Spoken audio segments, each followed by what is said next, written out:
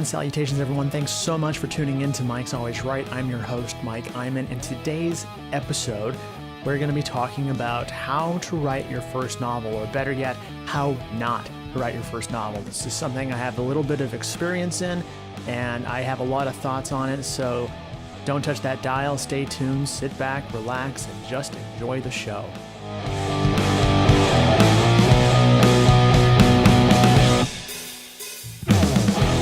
For the past 6 months or so, I have been on a journey of sorts to write my first novel. And I knew it was going to be hard. Nobody says that it's going to be easy. Well, some people say it's easy, but we'll get to that. But I think the really difficult part has been sorting through all the different tactics that different writers say, oh, you should do this, you shouldn't do that, and trying to figure out, well, what is the correct way? I'm a big fan of Ray Bradbury, who wrote books like Fahrenheit 451, The Martian Chronicles, The Illustrated Man. Brilliant writer. And if you listen or watch old lectures that he gave, what he always recommended to young and upcoming writers was write a heck of a lot of short stories. The problem with novels is you could spend a whole year writing one and it might not turn out well because you haven't learned to write yet. But the best hygiene for beginning writers or intermediate writers is to write a hell of a lot of short stories. If you could write one short story a week, doesn't matter what the quality is to start, but at least you're practicing. And at the end of a year, you have 52 short stories, and I defy you to write 52 bad ones, huh? So I tried this. This was actually one of the first tactics that I tried when I decided that I really wanted to give this fiction writing honest try here. So I actually, probably about 6 or 8 months ago, I was writing a short story, one a day, which is a lot of work, but it got me in the habit of writing. But what ended up happening was they were just all dreadful. I might have a good idea, but there was no story to it. There was no character. There's nothing that made it special in any way. Anybody could have written these terrible short stories. But then you get to thinking, well, why did Ray Bradbury advocate for short stories? Well, when he was coming up, there were pulp magazines. There were things like Astounding Science Fiction, or even something like Galaxy Science Fiction, which I happen to have a copy of. And that was how, if you were a writer at that time, you were going to get paid for your work. They paid anywhere from half a cent to a penny, 2 cents a word, because they needed content for their magazines. So writers that I admire, like Ray Bradbury or Isaac Asimov, they cut their teeth writing short stories because that's where the money was back in the 1930s, 40s, and even into the 50s.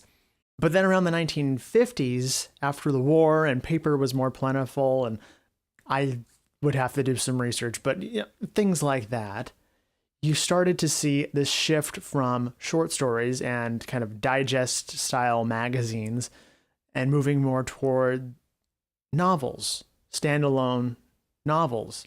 And so Ray Bradbury learned his craft from short stories. But if he was coming up today, I guarantee you he would be writing books and self-publishing them on Amazon. Because that's where the money is right now if you're an up-and-coming writer. Granted, it's a lot easier to write 5,000 or 10,000 words for a short story than it is to write 50,000 or 100,000 words of a novel. But I think just taking his advice at face value is kind of a disservice. And then you hear other famous authors basically recommend something completely opposite, where like Stephen King, if you've read his book on writing, which I highly recommend, it gives you a good insight into his process. he recommends just sitting down every day, having a set word count. I think he recommends about 2,000 to 2,500 words. So like writing about 10 pages of manuscript per day, and just kind of it's like an archaeological dig where you're pulling new information out every day and you're building your story. Well, that works really well if you already have a very deep internal sense of what makes a great story. And obviously Stephen King has that. There's no doubt about it. But I've tried that. I'm sure you've tried that. Oh, I'm just going to sit down and start writing, and I'm not going to give up until I have myself a novel. Gosh darn it. And then my experience, and maybe you've had the same problem, you get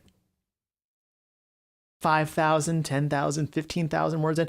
I actually recently got 20,000 words into a project before I realized, no, this isn't going to happen. There's no story here. There's nothing. It's just all the characters are the same person with a different name. They're just names on a page with dialogue attached to them. The action is just happening because I need a plot for my story. Clearly, something here is not working. So then let's move on to another famous author you might have heard of, J.K. Rowling. Now, a few years ago, she or someone tied to her released this a page of one of her outlines, and it's this big like grid thing that explains what's supposed to happen in certain chapters of one of the Harry Potter books. And it's this very elaborate, detailed, handwritten, like spreadsheet type thing where she plotted out everything that was going to happen before she actually wrote it. And it's like, okay, well, J.K. Rowling knows what she's talking about, but she's saying that she does the exact opposite of what Stephen King says. And these are both two wildly successful authors. So where is the truth? Where does the truth lie in all of this? And I don't know if there's really a correct answer here. So you've got Ray Bradbury saying, all right, write short stories, because if you try to write a novel, you're going to get lost. You're going to get to the end of the week. You're not going to know where you are or what you're doing. It's going to be very frustrating and you're going to give up. There's some truth to that. Then you have Stephen King saying, just write every day, don't use an outline, and eventually you'll end up with this amazing book, or you'll have a great story to tell. You'll excavate it like dinosaur bones. I think that's the metaphor he uses on writing. And then you have J.K. Rowling, who says, you need to know where you're going before you start. So there's three wildly different approaches. One, be a master of your craft. Two, just keep writing until something good comes out. Three, know where you're going and have and have your plot all ready to go at the from the start. And basically, what I can tell you from my experience is that you need to try all of these different methods, but just be aware that they're probably not going to work for you. They haven't worked for me. And the big issue is that I'm not Ray Bradbury. I'm not Stephen King. I'm not J.K. Rowling. I don't have the same life experiences that they had when they started writing novels. So to just try to take their process and duplicate that and think, oh, well, now I can automatically have an amazing novel, it doesn't work that way. The truth is that learning how to write a novel or fiction in general is really hard. You're going to get it wrong a lot. You're going to screw up time and time again until you finally start to put the pieces together. So with every false start and failed project that I've had so far, I've learned something. I've learned that characters are not just a group of traits and a name on the page. I've learned that plot is not just a series of exciting events. Because when you approach a story from those perspectives, what you end up with is just this incoherent mess. But what really angers me is the number of people who have not written a novel or in many cases even attempted to write a novel, who were trying to sell me expensive courses on how to write a novel. Here's the 5 easy steps to write your best-selling novel. How to write a novel that makes you $100,000. It's all complete BS. It's not easy. It will never be easy. You literally have to be crazy to even attempt to write a novel. You have to be even crazier to be someone who says, gosh darn it, I'm gonna finish this thing even if it kills me. The only reason I've stuck with it is because I honestly don't know what else I would do if I wasn't pursuing this. But I've wanted to write a novel since I was a little kid. And I spent so much of my life with authority figures trying to convince me that it wasn't a good idea. That your best bet is to go to school, get a job, keep your head low and do what you're told, and maybe one day you'll retire and you can finally write that book. And some people have done that, and good for them. But I don't want to spend my entire life doing something that I don't enjoy so that I can retire, and when I'm old, then start trying to figure out how to do what I wanted to be doing all along. So does that mean that you shouldn't pay money for courses and books about the craft of writing?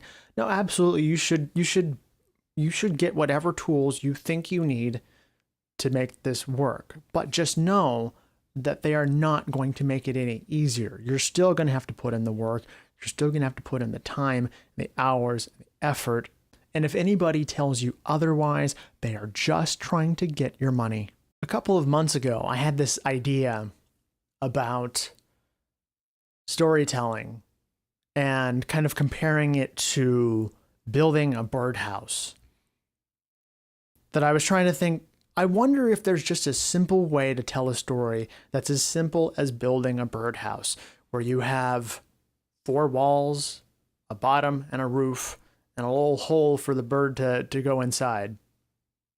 Even if the craftsmanship isn't good, even if you're not a master builder, you're not good at gluing popsicle sticks together or whatever materials you're using, you can still end up with a functional birdhouse. And I wondered, can you do that with a story? And more I'm coming to the conclusion that no, if it was that simple, everyone would be writing novels. And they would all be readable. They wouldn't be timeless classics, but they would be good enough. You would be able to say, oh, look at this novel I wrote. And I think what we're seeing a lot on Amazon is that because anyone can write and self-publish a novel, that anyone does write and self-publish a novel. So there's a lot of these birdhouse type stories that are out there, but they're not good and they're not selling. Or they're not good and they are selling only because the author has spent hundreds or thousands of dollars on Facebook ads and Amazon Marketing Service ads and so on. I've actually seen plenty of books on Amazon where I'm fairly certain that their marketing spending far outweighs what they could possibly make on the book, which is not an approach that I want to take, because that doesn't really help me to gauge whether people are really interested in what I'm writing. If I have to pay a whole bunch of money to get people to read it, that's one thing, as long as it's just an initial expense, and then once people are aware of it, it gets some word of mouth going. That's great. But if you're just having to keep spending, and you're spending $100 to make 10, well, your book probably isn't very good. Another thing I commonly hear writers talk about is, how much should I spend on having my cover designed? Well, I've heard some people say that you should save all of your money for your cover or ads. And it's like, whoa. So you've never written a book before. You don't have a lot of money to spend. You don't even know if your book is going to sell, but you're going to spend $200, $300, $500 on a cover? That's ridiculous. I've seen plenty of terrible books that have the most beautiful cover you've ever seen. Now, do you think that that really helps their sales? It's garbage from page 1 until page 250 or 300, however long the thing is, but it's got this beautiful original artwork on the cover. So I'm going to buy that, of course, right? No, I'm not, because I buy what's inside of the book. The cover is just to get my attention in the first place, but attention is worth nothing if you can't hold somebody's attention. And the same is true for advertising. So you can get people's attention, but can you hold their attention? And that comes down to what's inside of your book. And if that's terrible, then no amount of money is going to make it a bestseller. But that's enough of my yak, and I could probably go on about this stuff for hours and hours. And those of you who are already convinced by my argument that you just have to keep working at it and there is no easy solution, I'm probably preaching to the choir. And those of you who think, no, there is an easy way and I just haven't found it yet, well, you probably stopped watching this or listening quite some time ago. Anyway, thanks so much for tuning in to Mike's Always Right. Please, if you enjoyed this, please leave a comment, like, subscribe, all that good stuff. Be sure to check me out on the web at www.mikeeiman.com. Check me out on Instagram at Mike Eiman. Until next time, thanks so much for tuning in. And remember, Mike's always right.